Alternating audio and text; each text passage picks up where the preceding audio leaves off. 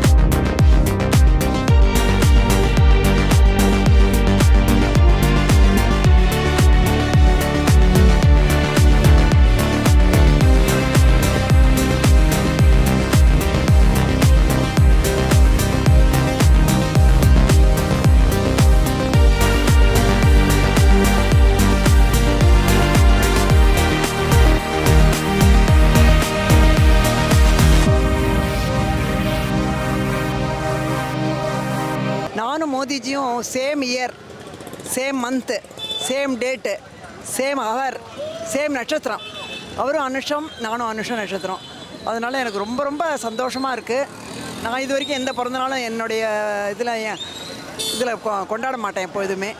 மோடிஜி பிறந்தநாள்னால என்னுடைய பிறந்தநாள் இன்டர்நேஷ்னல் லெவலில் இந்தியன்ஸ் எல்லோரும் பிஜேபி எல்லோரும் கொண்டாடுறது ரொம்ப சந்தோஷமாக இருக்குது. நலத்திட்டங்கள்லாம் நிறைய இது பண்ணிட்டுருக்கோம். எல்லாருக்கும் இந்த மோடிஜி பிறந்தநாள் ஒரு வாரமாக நாங்கள் இந்த அவருடைய 17ஆம் தேதியிலேருந்து இந்த மாதம் கடைசி வரைக்கும் நிறைய ஆக்டிவிட்டீஸ்லாம் பண்ணிட்டுருக்கோம். நாடு சுபிட்சமாக இருக்கணும். அதனால் மோடிஜிக்கு நிறையா வருஷம் அவர் வாழ்க்கணும். அவரால் இன்டர்நேஷ்னல் லெவலில் தூக்கி பிடிக்கிறாரு. ஃபஸ்ட்டில் எல்லா இடத்துக்கு வந்துடுவோம். நம்ம இப்போ 3ஆவது இடத்துல இருக்கோம் பொருளாதாரத்துலேயும். இப்போ ஜிஎஸ்டிலாம் குறைச்சிருக்காரு. அதனால் ரொம்ப நல்ல நலத்திட்டங்கள்லாம் நிறையா இருக்குது அவர்கிட்ட.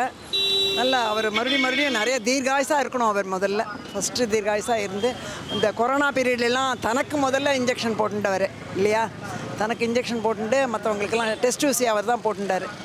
அதனால் அந்த ஊசியை தனக்கு போடுங்க அப்படின்னு அவராக வாலண்டியர் பண்ணி சொன்னது. நிறைய நாடுகளுக்கும் நம்ம அதெல்லாம் எல்லாருக்கும் தெரிஞ்ச கதை தான், இல்லை ஒன்றும் பிரயோஜனம். அதனால் இன்டர்நேஷ்னல் லெவலில் ரொம்ப ஹையில் இருக்கோம் நம்ம. அது ரொம்ப பெருமையாக சொல்லிக்கலாம். சகிலா மேம் இருக்காங்க, ஆர்டிஸ்ட் ஷாலினி இருக்காங்க. இந்த மாதிரி நிறையா ஒரு ஆக்ட்ரஸ் பட்டாளமே நாங்கள் இருக்கோம்.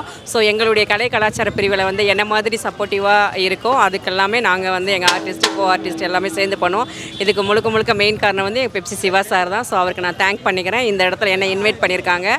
ஸோ இன்றைக்கி மோடி சாருக்கு 75ஆவது பிறந்த நாள். ஸோ இந்த பிறந்த நாள் கிட்டத்தட்ட ஒரு 12-15 கிலோ கேக்கெல்லாம் கட் பண்ணி ஸோ எல்லா தொண்டர்களுக்கெல்லாம் நாங்கள்லாம் கூப்பிட்டு இன்வைட் பண்ணி ஒரு பிரம்மாண்டமாக நாங்கள் செலிப்ரேஷன் பண்ணியிருக்கோம். நல்லாயிருக்கு. அவர் ஒரு வல்லரசு நாடு, நம்ம தமிழ்நாட்டை வல்லரசு நாடு இந்தியாவை அப்படின்னு சொல்லிட்டு நிறைய அவர் எஃபெக்ட் எடுத்து போட்டுட்ருக்காங்க. ஸோ அவர் நல்லது பண்ணிகிட்டே இருக்கிறனால தான் கண்டினியூவாக அவர் இன்னும் ஸ்டாண்டர்டாக இருக்கிறாரு. அவர் மேலே ரிமார்க்கோ மற்ற ஏதாவது ஒரு இதுனா கண்டிப்பாக அவர் இவ்வளோ தூரம் நிலைச்சு நிற்க மாட்டார்.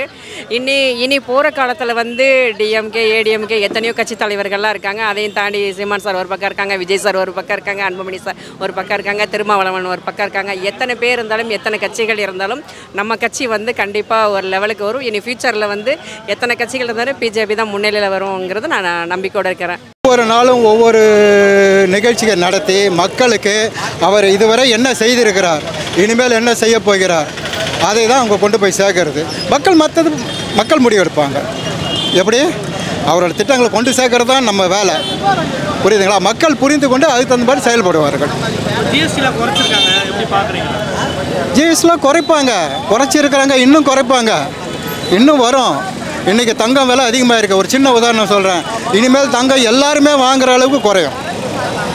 எப்படி இனிமேல் எல்லாருமே தங்கம் வாங்குறது பயப்படுறவங்க கூட தங்கம் வாங்குவாங்க. யார் அடிமட்டத்தில் இருக்கவங்க அந்த அளவுக்கு அது மாறும்.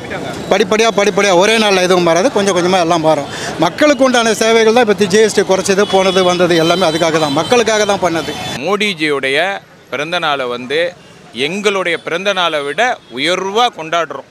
ஏன்னா உலகத்திலேயே ஒரு பெரிய சிறந்த உயர்ந்த தலை சிறந்த மனிதாபிமானம் மிக்க ஒரு சேவை தொண்டு தர்மம் எல்லாம் நிறைந்த ஒரு தலைவர். நம்ம நாட்டுக்கு மட்டும் இல்லை, நம்ம நாட்டுக்கு அவர் ப்ரியாரிட்டி கொடுக்குறாரு. ஆனால் உலகத்தில் இருக்கிற மனித இனத்துக்கே அவ்வளவு எல்லாரும் நல்லா இருக்கணும் அப்படின்னு நினைக்கிறாரு. ரொம்ப எதிர்காலத்தை பற்றி எல்லாம் ஃபோர்காஸ்டிங், பொல்யூஷன் இருக்கக்கூடாது, இந்த டெம்பரேச்சர் உலக வெப்பமாதல் இருக்கக்கூடாது, நல்ல ஆக்சிஜன் லெவல் நல்லா இருக்கணும், கார்பன் மோனாக்சைடு இருக்கணும், அந்த அளவுக்கு சிந்திக்கக்கூடிய மிக உயர்ந்த உலக தலைவர்.